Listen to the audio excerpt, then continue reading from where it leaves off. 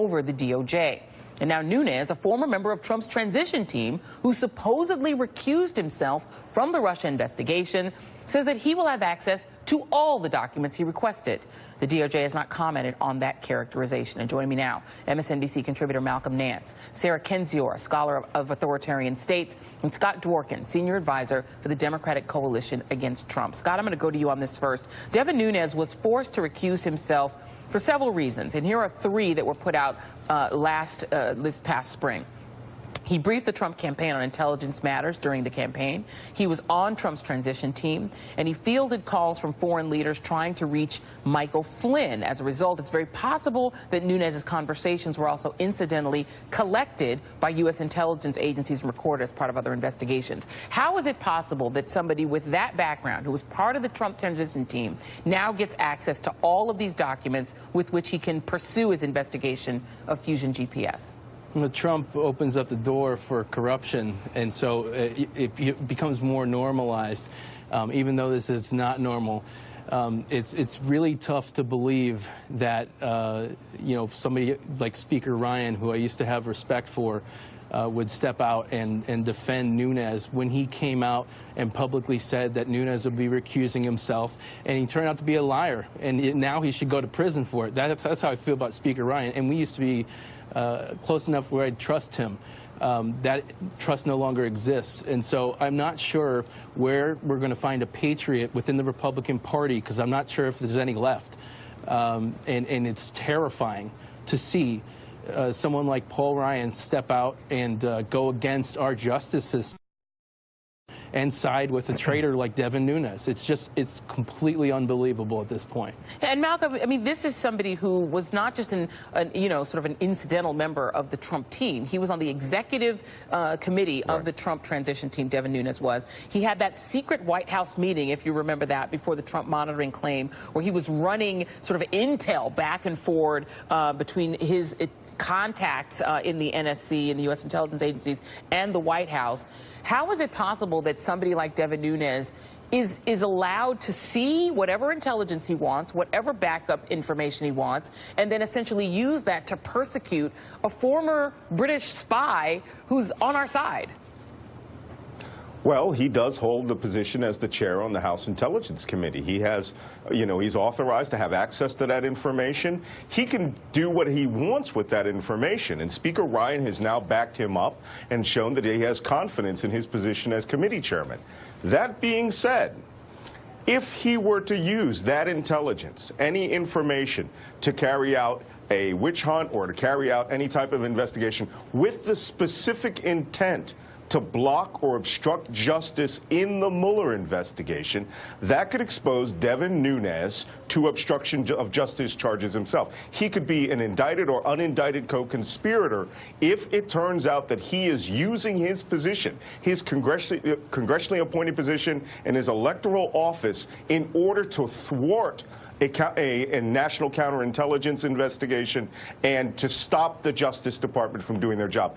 I don't know what's in Devin Nunes' mind. I'm going to give him benefit of the doubt. He's a politician. He wants to play politics. That's great. But if he takes that step to where he is an active participant in blocking information or trying to discredit witnesses in this national counterintelligence investigation, I think he has set himself to a very dangerous position. And Sarah, you study authoritarian states. This is what you do. This is your field of study.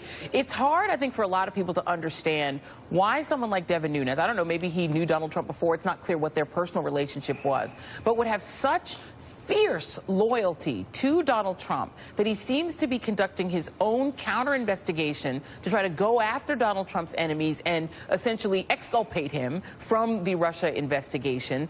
Is it logical that someone would do that if the only person he's trying to clear is Donald Trump, or is it an indication that he is worried about his own exposure because, again, he was part of the campaign?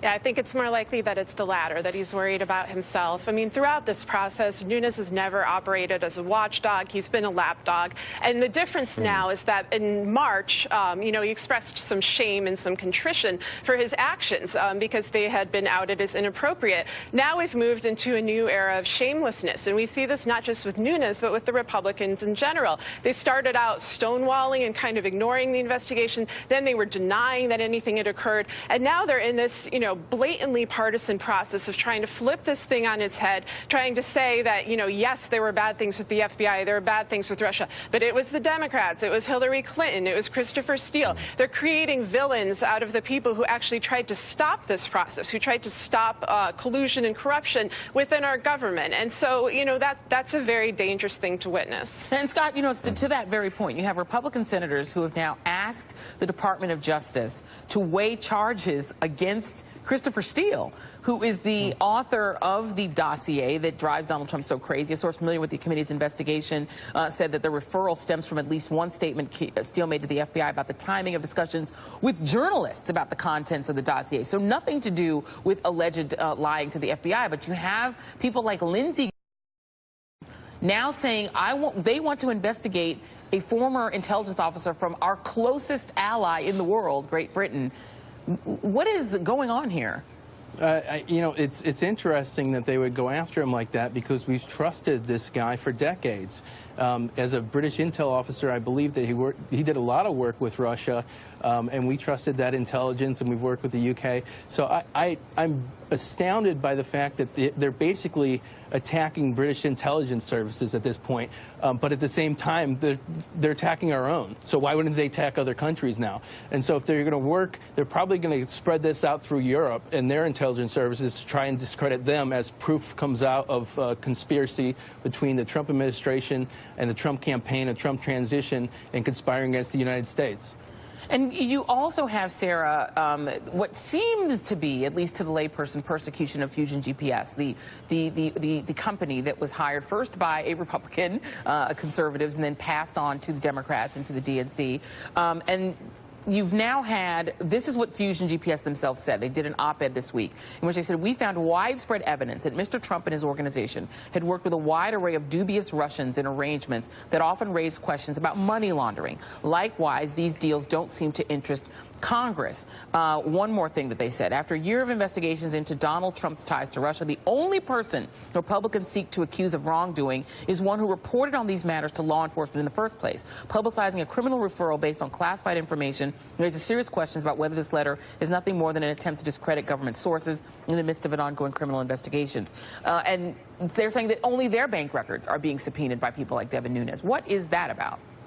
I mean, I think it goes back to what I was saying before, that they're attempting, to flip this. It's as if, our government is on fire and they're yelling at the people who called the fire alarm. And, the founders of GPS for Congress to release more information about this, to have greater transparency. And I think that that's extremely important because I think a lot of things are getting lost in this discussion because the magnitude of these crimes is so great. You have money laundering, you have potentially treason, you have obstruction of justice. And so I think, and you also have, crimes that go back something like 30 years in terms of illicit engagements with various Russian nationals, with oligarchs, with Trump's businesses. It's very complicated. And Steele, in his dossier, put that all into perspective, showed the connections between these various components. And I think that's something that needs to be laid out as plainly and clearly as possible to the American people. I think that all the information needs to be out there, and a lot of it is already in the public domain. A lot of the most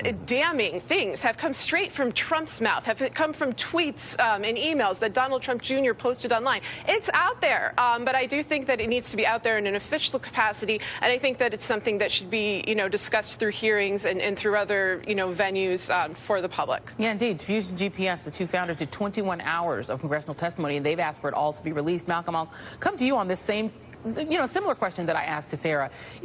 Can you conceive of a reason of partisanship alone being the explanation for why so many Republicans who are in positions of authority, in investigative authority, literally seeming to go out of their way to try to defend Donald Trump, by what looks like persecuting the messengers here. Right. Is it just partisanship at work, or should we, be thinking a little bit more darkly?